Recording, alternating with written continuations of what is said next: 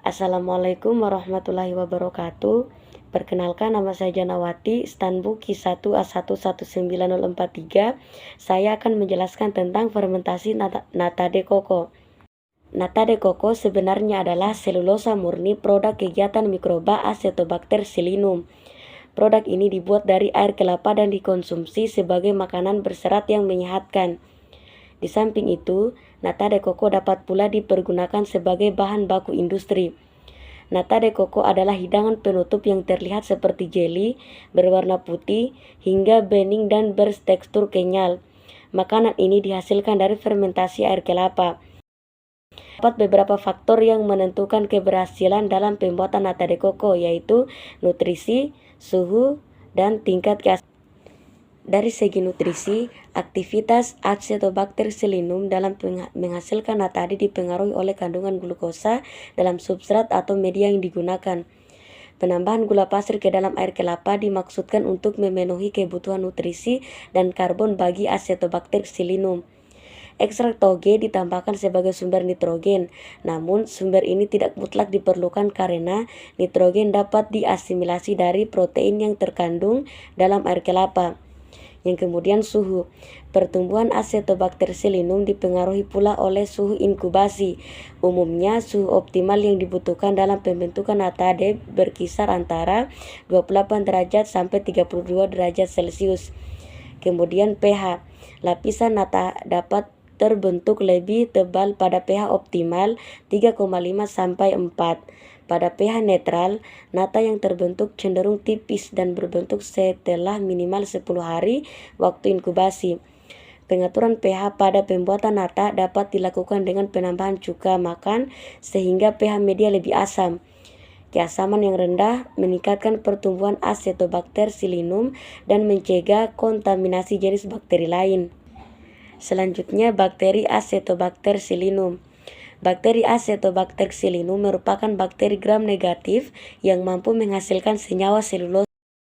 Selulosa yang dihasilkan oleh bakteri tersebut memiliki derajat kemurnian yang tinggi dan layak untuk dikembangkan sebagai sumber alternatif penyediaan selulosa bagi berbagai bidang industri yang membutuhkannya. Selulosa bakteri diperoleh dengan cara memfermentasikan substrat cair yang mengandung gula dengan menggunakan bakteri Acetobacter psilinum. Di negara asalnya Filipina, fermentasi tersebut menggunakan limbah cair air kelapa dan dikenal sebagai produk nata de coco. Produk ini pun dikenal di Indonesia dengan nama dagang sari kelapa. Selain dikenal sebagai produk makanan seperti tersebut di atas, nata yang sebenarnya merupakan bakterial selulosa telah dikembangkan untuk berbagai kebutuhan. Pemanfaatan selulosa bakteri tersebut antara lain dalam bidang industri pembuatan kertas, membran akustik, obat-obatan, kosmetik, dan produk makanan. Menurut Kusuma tahun 2012, bakteri Acetobacter psilinum mengalami pertumbuhan sel. Pertumbuhan sel didefinisikan sebagai pertumbuhan secara teratur semua komponen di dalam sel hidup.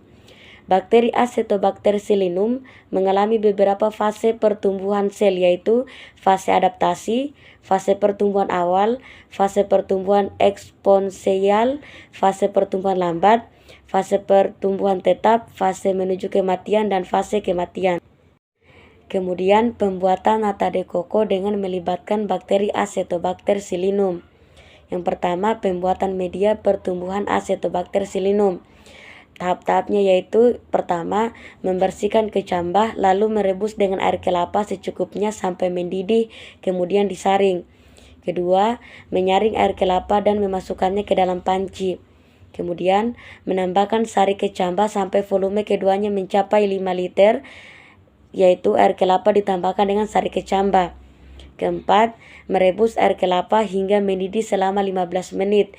Kemudian menambahkan 500 gram gula pasir, diaduk hingga larut, lalu merebusnya hingga mendidih selama 5 menit. Kemudian menyisihkan busa dan kotoran yang muncul selama pendidihan.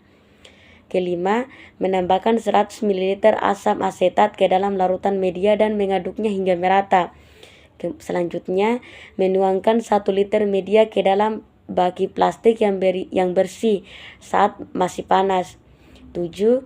Menutup baki plastik dengan kertas yang bersih lalu diretakkan dengan lem.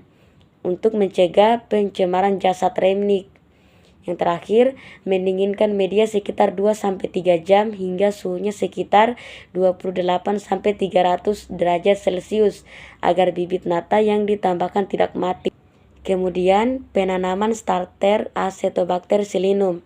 Tahap-tahapnya yaitu, pertama, menutupi baki seperti semula, lalu direkatkan dengan lem. Kedua, membuka salah satu sudut kertas yang menutupi baki. Yang terakhir, menuangkan 100 ml bibit Acetobacter Sillinum ke dalam media. Kemudian, fermentasi media tumbuh Acetobacter Sillinum.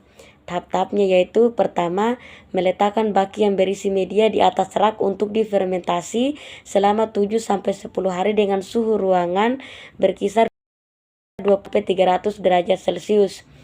Yang kedua, memposisikan baki secara mendatar atau bentuk nata mengikuti media dan memastikan baki tidak akan bergoyang. Ketiga, nata yang telah dipanen harus direndam selama 2-3 hari. Air rendaman diganti setiap hari agar rasa asamnya hilang. Terakhir, setelah 10 hari fermentasi, maka nata yang terbentuk dapat dipanen. Terakhir, hasil fermentasi nata de coco. Setelah masa inkubasi untuk pembuatan starter selama 7 hari, bibit nata adalah bakteri Acetobacter Sillinum yang akan dapat membentuk serat nata jika ditumbuhkan dalam air kelapa yang sudah diperkaya dengan karbon dan nitrogen melalui proses yang terkontrol. Dalam kondisi demikian, bakteri tersebut akan menghasilkan enzim yang dapat menyusun zat gula menjadi ribuan rantai serat atau selulosa. Dari jutaan renik yang tumbuh pada air kelapa tersebut, akan dihasilkan jutaan lembar benang-benang selulosa yang akhirnya nampak padat berwarna putih hingga transparan, yang disebut sebagai nata. Nata yang dihasilkan tentunya bisa beragam kualitasnya. Kualitas yang baik akan terpenuhi apabila air kelapa yang digunakan memenuhi standar kualitas bahan nata, dan prosesnya dikendalikan dengan cara yang benar, berdasarkan pada faktor-faktor yang mempengaruhi pertumbuhan dan aktivitas Acetobacter Sillinum yang digunakan. Apabila rasio antara karbon dan nitrogen diatur secara optimal dan prosesnya terkontrol dengan baik, maka semua cairan akan berubah menjadi nata tanpa meninggalkan residu sedikit pun. Oleh sebab itu, definisi nata sebagai yang terapung di atas cairan setelah proses fermentasi selesai tidak berlaku lagi. Oke, baiklah, itu saja tadi fermentasi nata de coco. Akhir kata, wassalamualaikum warahmatullahi wabarakatuh.